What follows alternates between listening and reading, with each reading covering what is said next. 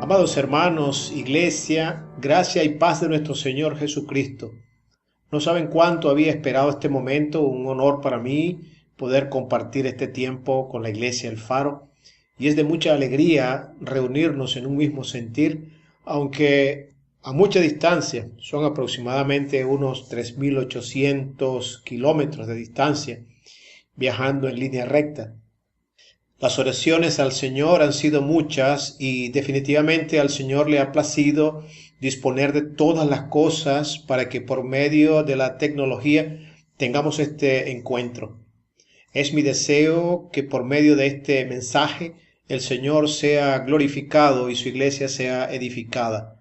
Dios quiera y podamos tenerlo más a menudo hasta el día en que se haga personalmente. Que así sea. Les pido, mis hermanos, que me acompañen a orar por la exposición de la palabra. Padre, te damos gracias, Señor. Gracias por esta hermosa oportunidad que nos das de compartir, aunque a distancia.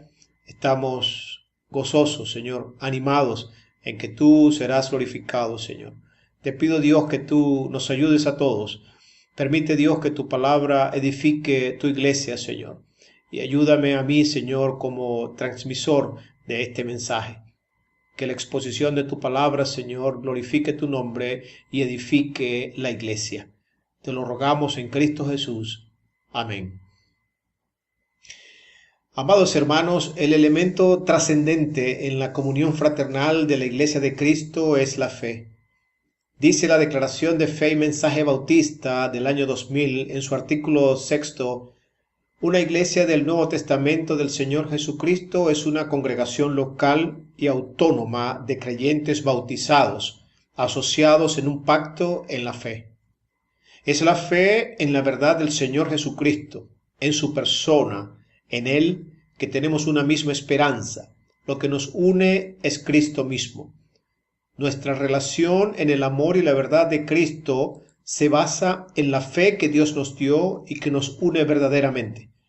Tenemos unidad en la fe, unidad en lo que la palabra de Dios nos enseña, la misma fe que en amor compartimos como parte del cuerpo de Cristo aquí y en todas las naciones de la tierra. Los cristianos estamos llamados a evaluarnos constantemente y propiciar la vida santa como voluntad de Dios y como el faro de verdad en una sociedad que vive fuera de toda verdad. Esta es la iglesia, un grupo de hombres y mujeres llenos de imperfección y propensos al pecado, pero que se someten voluntariamente a la cabeza de la iglesia que es Cristo, para vivir como una comunidad de fe, de amor y en la verdad. La verdad del Evangelio lleva a la iglesia a vivir en la verdad y tener comunión en la verdad. Una iglesia que anhela servir, agradar y honrar al Señor debe procurar en todos sus quehaceres andar en la verdad y tener comunión en amor unos con otros. Esa era la dedicación que caracterizó el ministerio del apóstol Juan al dirigir las iglesias. Cuando Juan hablaba a las iglesias, principalmente buscaba persuadirles del camino de verdad y de amor que debía prevalecer en las congregaciones. Una de sus cartas, la segunda, aunque muy corta, expresa cómo la vida dentro de la iglesia de Cristo representa una muestra de que la iglesia vive el Evangelio. La vida dentro de la iglesia hace que una congregación se distinga como pueblo de Dios o no. ¿Cómo podemos conocer los principios que rigen la vida interna de una iglesia sana? Ese es el título que he colocado en este mensaje: la vida interna de una iglesia sana. Y el mensaje que será expuesto es en la segunda carta de Juan, versículos 1 al 6. Vamos a leerlo. El anciano a la señora elegida y a sus hijos, a quienes yo amo en la verdad, y no solo yo, sino también todos los que han conocido la verdad, a causa de la verdad que permanece en nosotros y estará para siempre con nosotros. Sea con vosotros gracia, misericordia y paz de Dios Padre y del Señor Jesucristo, Hijo del Padre, en verdad y en amor. Mucho me regocijé porque he hallado a algunos de tus hijos andando en la verdad, conforme al mandamiento que recibimos del Padre.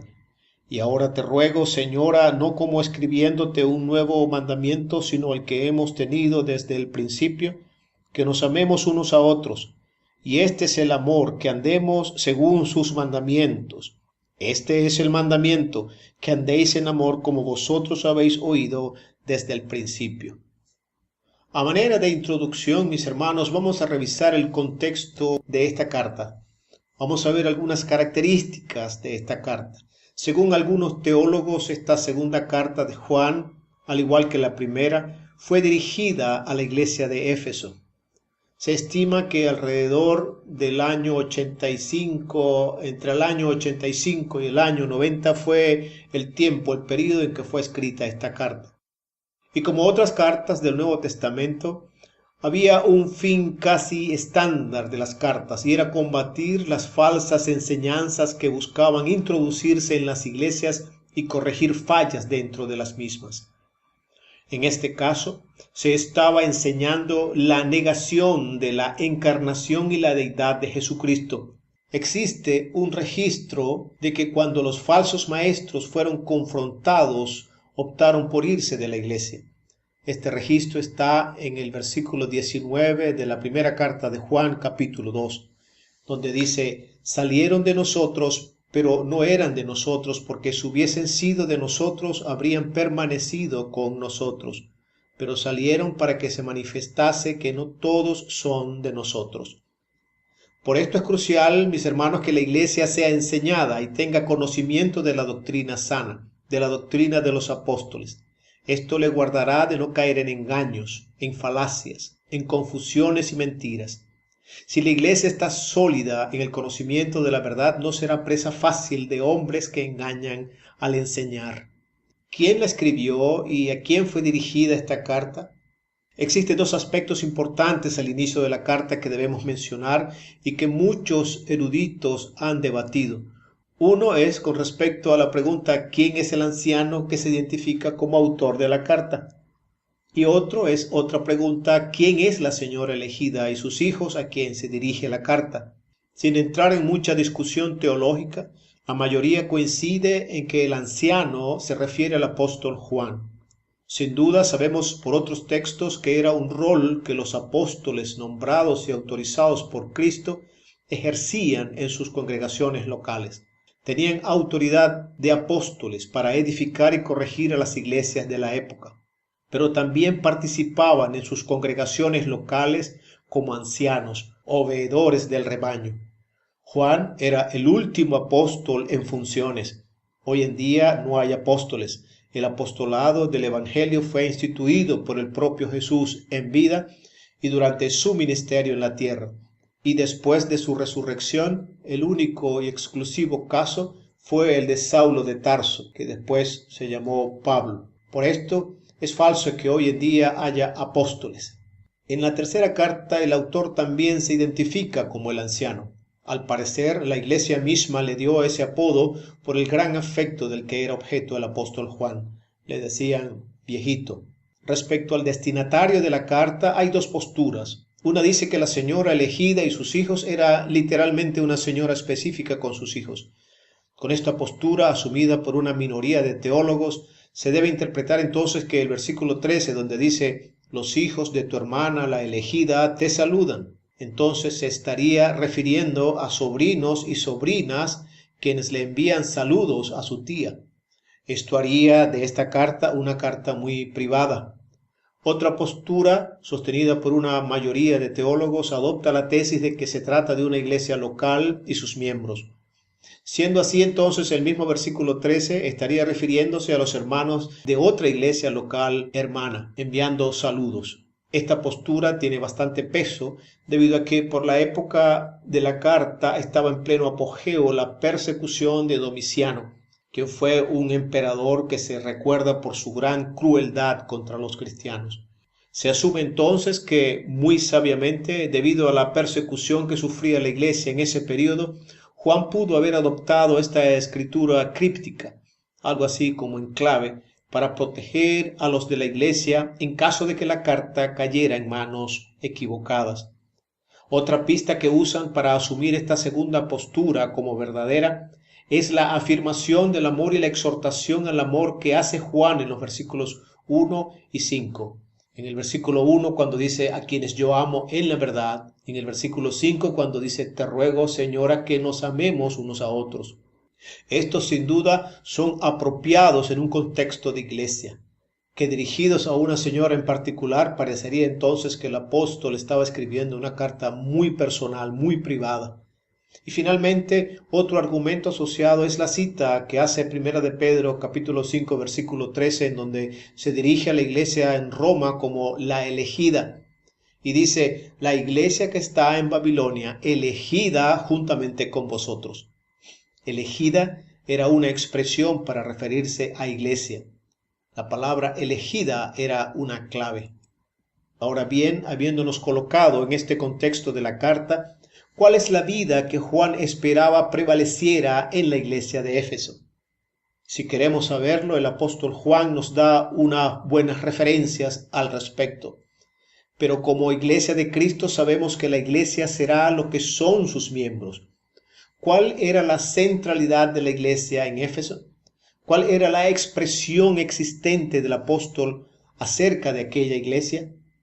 En gran parte, Juan responde esas interrogantes y aclara muy bien el panorama al escribirle a la iglesia para corregir el error inminente, evitar males mayores y propiciar una iglesia sana. Esa misma palabra también es para nosotros, para la iglesia de este tiempo, para mí, para ustedes que hoy me oyen. Para que la iglesia sea sana, debe ser muy sensible a la dinámica dentro de ella y al mismo tiempo estar atenta a los peligros que acechan desde fuera de ella. Vamos a enfocarnos en los primeros 6 versículos de la carta, donde encontramos al menos 4 marcas de la vida interna de una iglesia sana.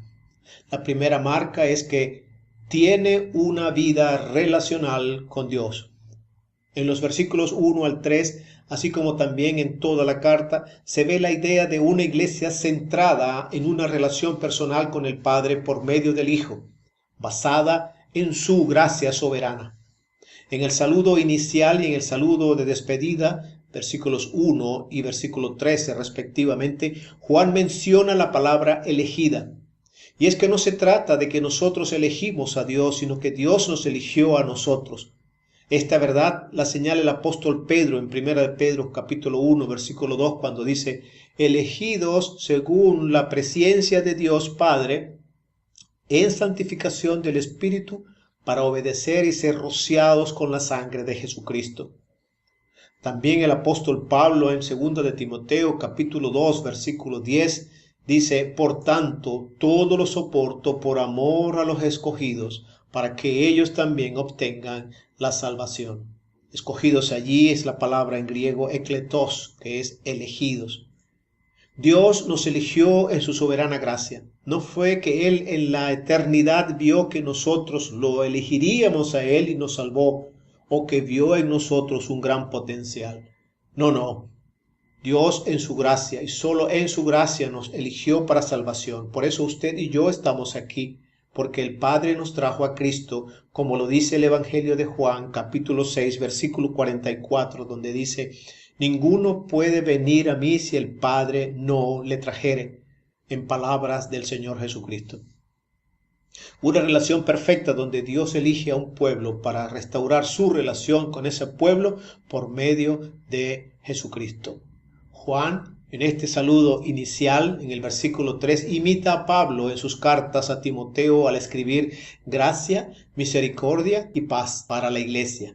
Y vale la pena que nosotros hoy también entendamos estas palabras en su cronología. El autor B.F. Westcott dice en su comentario, la sucesión gracia, misericordia y paz marca el orden de la marcha desde la primera acción de Dios hasta la final satisfacción del hombre. Cualquier relación con Dios se inicia con su soberana gracia bajando y alcanzándonos. Romanos 5:6 dice, cuando éramos totalmente incapaces de salvarnos, Cristo vino en el momento preciso y murió por nosotros, pecadores. Eso es en la Nueva Traducción Viviente. Esta gracia es el favor inmerecido de Dios para los impíos, quienes merecíamos ser objeto de su ira. La misericordia es la compasión de Dios hacia nuestra miseria, producto de nuestro pecado. Mientras la gracia se dirige hacia la culpa y la necesidad de perdón de pecado, la misericordia se dirige a aliviar las consecuencias devastadoras del pecado. Y por último, la paz. La paz como resultado de nuestra salvación. Gozamos de la paz de Dios en nosotros porque hemos sido reconciliados con Él por medio de la cruz de Cristo. La vida en agonía, en desesperación, en desesperanza es ahora una vida de comunión con nuestro Creador. Ya no hay barreras que impidan que lleguemos en confianza al trono de la gracia y encontrar oportuno socorro. Esto lo dice el escritor de Hebreos capítulo 4 versículo 16, que dice textualmente: acerquémonos pues confiadamente al trono de la gracia para alcanzar misericordia y hallar gracia para el oportuno socorro. La relación del Creador con su criatura queda restaurada. La segunda marca, mis hermanos, de la vida de una iglesia sana es que está fundada en la verdad de Jesucristo. Juan enfatiza fuertemente el tema de la verdad como sana doctrina. En el versículo 4, Juan reconoce que algunos andan en la verdad conforme al mandamiento. ¿Cuál es ese mandamiento?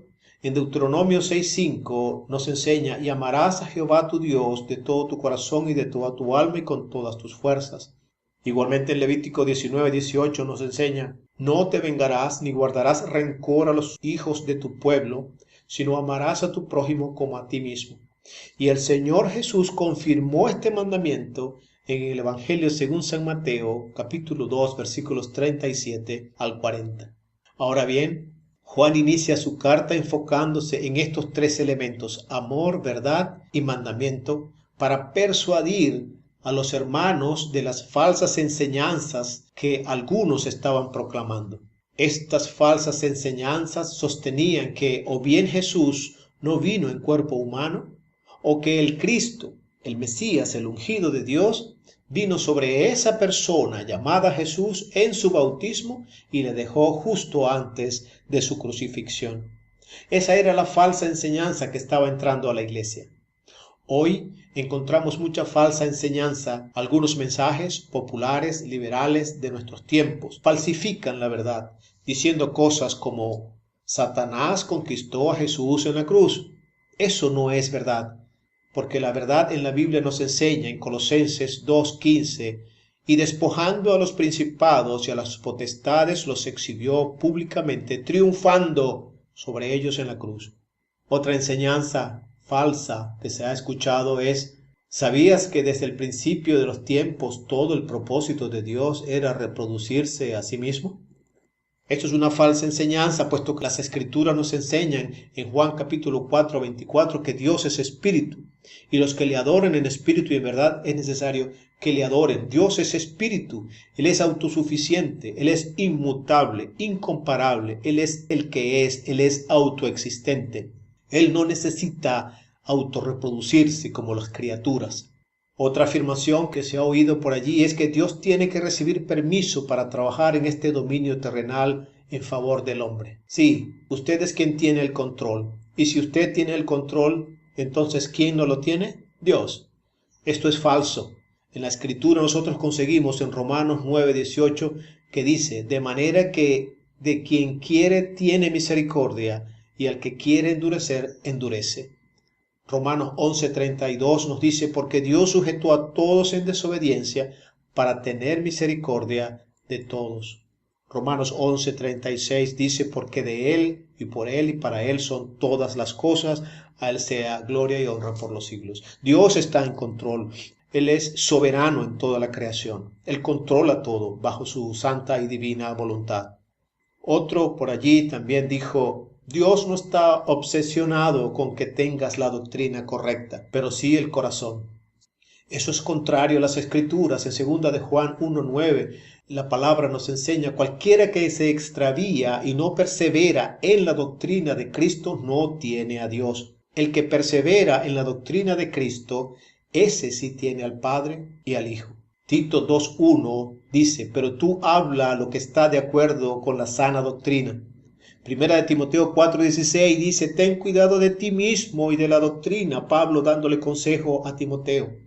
En el registro de los Hechos, capítulo 2, versículo 42, nos enseña: y perseveraban en la doctrina de los apóstoles, en la comunión unos con otros, en el partimiento del pan y en las oraciones, hablando del inicio de la iglesia. Hay una cosa cierta, amados hermanos. La iglesia está llamada desde siempre a conocer y vivir y proclamar la verdad, la doctrina verdadera, la doctrina de los apóstoles, la doctrina de Jesús. La iglesia sana se fundamenta en la verdad, vive por la verdad y muere por la verdad. La verdad es su estandarte y su meta diaria. Todos los hijos de Dios estamos llamados a andar en la verdad, y andar en sus mandamientos es andar en la verdad. Dice el pastor John MacArthur de la iglesia Grace Community Church: la iglesia, por su parte, ha de ser un monumento a la verdad. Existimos para representar la verdad. Esa es nuestra misión y ese es nuestro propósito. Fallar en defender y vivir la verdad implica dejar de ser la iglesia de Cristo. Fin de la cita. Una iglesia saludable, puertas adentro, reflejará el Evangelio, reflejará a Cristo y reflejará su verdad. El cristianismo no se fundamenta en especulaciones religiosas de filósofos, sino en la revelación de Dios en la persona de su Hijo Jesucristo. Los apóstoles vivieron 3 años con Jesús y fueron testigos de su vida, de su ministerio, de sus milagros, de sus enseñanzas, de su muerte, de su resurrección y de su ascensión al cielo. Ellos estuvieron allí y vieron que Jesús era el mismo Dios encarnado. Como dice el versículo 1 de nuestro texto que estamos estudiando, y la iglesia es una comunidad de todos los que han conocido la verdad. Mis hermanos, una tercera marca en la vida de una iglesia sana es que se expresa en amor. En el griego, en el original, es ágape. Juan, en los versículos 1 al 6, menciona la palabra amor 4 veces. En esta pequeña carta hace una exposición muy intensa de la verdad y del amor, siempre presentando ambos como inseparables. Los movimientos liberales hoy en día apartan a un lado la verdad y usan solamente el amor como base de la unidad. Pero ni siquiera es el amor según las Escrituras, según el ágape, sino un sistema de amor exclusivamente romanticista, humanista, sensual, fuera del contexto bíblico. Juan, en los versículos 5 y 6, deja claro el fundamento del amor dentro de la iglesia. Dice: y ahora te ruego, Señora, que nos amemos unos a otros, y este es el amor, que andemos según sus mandamientos. Ese es un mandamiento explícito, claro, del mismo Señor Jesucristo en el Evangelio de Juan, capítulo 14, versículo 15. Si me amáis, guardad mis mandamientos. El mismo apóstol Juan en su primera carta también deja claro a qué se refiere este mandamiento de amarse unos a otros, cuando dice en primera de Juan 5, 2 y 3. En esto conocemos que amamos a los hijos de Dios, cuando amamos a Dios y guardamos sus mandamientos. Pues este es el amor a Dios, que guardemos sus mandamientos. Juan está enseñando a la iglesia que la única evidencia de amor a los hermanos es el amor a Dios, el amor a Jesús. Pero, ¿cómo se demuestra esto? Guardando sus mandamientos. ¿Y cuáles son esos mandamientos? Bueno, hacer su voluntad, negarnos a nosotros mismos, a tomar la cruz y seguirle en las malas y en las buenas, no amar al mundo ni a las cosas del mundo, obedecer todo lo que se nos ha dicho. La evidencia que tenemos de que un niño ama a sus padres es cuando ese niño está dispuesto sin dudar, sin pesar, sin quejas, a hacer todo lo que el padre le pide que haga. La verdad del Evangelio de Cristo debe ser la base para la comunión en amor.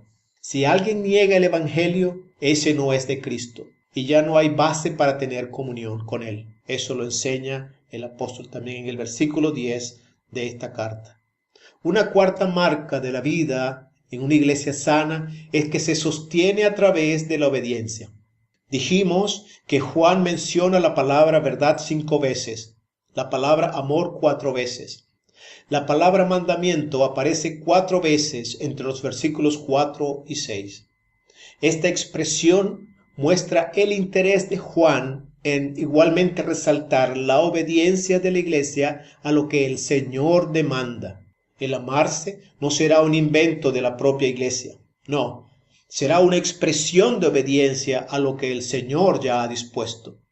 La iglesia está llamada a obedecer la palabra. Obedecer a Dios se traduce en obediencia a su palabra. ¿Cómo podemos demostrar que la iglesia cree y sigue a su Dios? Por medio de la obediencia a la verdad. El versículo 4, el apóstol Juan le dice a la iglesia que se alegraba porque algunos de sus hijos andaban en la verdad. ¿Y cuál verdad? La verdad que es conforme al mandamiento. Dice Juan, la verdad según el mandamiento. Allí el apóstol reconoce que andar en la verdad es obedecer el mandamiento. Una vez que la iglesia conoce los requerimientos de Dios en su palabra, sus mandamientos, solo una cosa debe hacer: guardarlos, obedecerlos. Dice el apóstol Pedro en 1 de Pedro 1:22 que la obediencia a la verdad purifica las almas. Dice la carta allí, el texto, habiendo purificado vuestras almas por la obediencia a la verdad, mediante el Espíritu, para el amor fraternal no fingido, amaos unos a otros entrañablemente de corazón puro. Amados hermanos, la obediencia a los mandamientos del Señor debe ser una marca distintiva nuestra como Iglesia de Cristo. Finalmente, ¿qué aplicaciones podemos hacer a la Iglesia hoy de esta enseñanza? Estas 4 marcas extraídas del pasaje nos pueden orientar hacia 2 aplicaciones muy específicas para nuestra vida interna en la Iglesia. 1. Las últimas 3 marcas, verdad, amor y obediencia, deben impulsarnos a creer que Jesús es indefectiblemente la verdad y que si le tenemos no solo como Salvador, sino como Señor, entonces Él nos demandó diciendo, si me amáis, guardad mis mandamientos. Guardar es obedecer. No tenemos excusa. Si en verdad le amamos, le vamos a obedecer. Y una segunda aplicación proviene de la primera marca, la relación. No se puede tener una vida relacional con Dios a menos que Jesucristo nos haya reconciliado con el Padre. Este es el mensaje del Evangelio para los que aún no creen. Efesios 5:8 nos dice, mas Dios muestra su amor para con nosotros en que siendo aún pecadores, Cristo murió por nosotros. Más adelante el versículo 10 dice, porque si siendo enemigos fuimos reconciliados con Dios por la muerte de su Hijo, mucho más, estando reconciliados, seremos salvos por su vida. Esa reconciliación Él la alcanzó por medio de su muerte en la cruz y su resurrección de entre los muertos. Amados, ser parte de una iglesia local no es simplemente asistir a los cultos los domingos o juntarnos como iglesia, aunque estas son cosas que caracterizan a la iglesia del Señor. Ser iglesia de Cristo es entrar en una relación con Dios a través de su Hijo Jesucristo. Significa que usted personalmente ha experimentado su gracia, su misericordia y su paz como consecuencia de su salvación. Ser parte de la iglesia significa que usted abraza firmemente la verdad de Jesucristo, la conoce, la vive y la proclama. Ser iglesia de Cristo significa que usted perennemente vive un ágape con sus hermanos en la fe. Y la unidad de la iglesia se basa tanto en el amor de los unos por los otros como en la verdad del Evangelio, la verdad de la doctrina de los apóstoles. Ser parte de la iglesia de Cristo significa que la obediencia a los mandamientos de Dios es la marca de su vida. Su obediencia a lo que el Señor dice y establece estará por encima de los preceptos propios o de cualquier otro precepto que intenten persuadirle. Entonces, iglesia, ¿andas en la verdad? ¿Andas conforme al mandamiento de Cristo? ¿Es tu vida dentro de la iglesia mostrando un compromiso real con la verdad, el amor y la obediencia? En tu relación como hijos de Dios, como discípulos de Jesús, ¿muestras ese compromiso? Reflexionemos y busquemos que nuestra iglesia local se destaque por unas vidas que se conducen en la fe, por la fe en la verdad de Cristo. Que nuestra iglesia dé evidencia de llevar una vida sana, santa. Recuerde que la iglesia no es el edificio o el nombre, no. La iglesia somos usted y yo, somos los que hemos sido llamados por Dios y salvados por Jesucristo. Dios bendiga sus vidas fructíferamente, amados hermanos. Oremos. Amado Padre, gracias por Jesucristo, porque a través de tu Hijo hemos alcanzado salvación, hemos sido reconciliados contigo y hoy tenemos una relación directa contigo. Padre, gracias por salvarnos. Padre, te rogamos que tú ayudes a tu iglesia, Señor, a vivir conforme los mandamientos que tú ya has establecido en tu palabra. Que andemos conforme a la verdad de tu palabra, Señor. Que nos amemos los unos a los otros, fundamentados en el Evangelio de tu Hijo Jesucristo.